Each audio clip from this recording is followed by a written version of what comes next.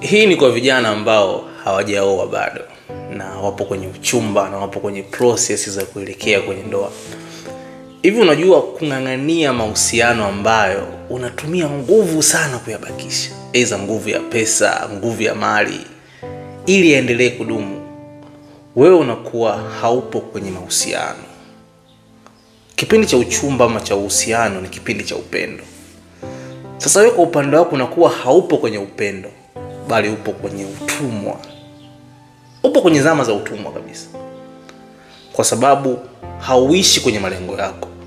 Unaishi malengo ya kuwanufaisha watu wengine, ama kuwafurahisha watu, ama kuwaridhisha watu. Angali wewe unaangamia ndani kwa ndani.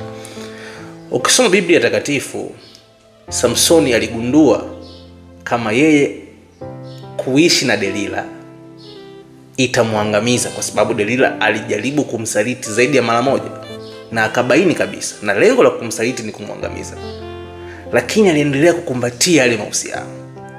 Watu walikuwa wakimshauri kaza wa kaza, alikuwa hasikii. Biblia inasema Samson alishakufa moyo.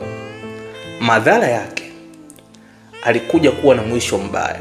Mtu aliyekuwa mnadhiri wa Mungu, mtu aliyekuwa ni kipenzi cha Mungu, mtu aliyekuwa ni muamuzi wa wana wa Israeli, anatobolewa macho,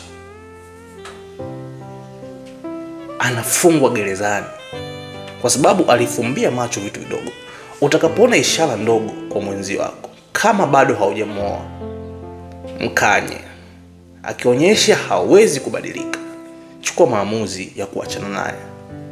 Labda Mungu hakukupangia aje kuwa mume wako au mke wako.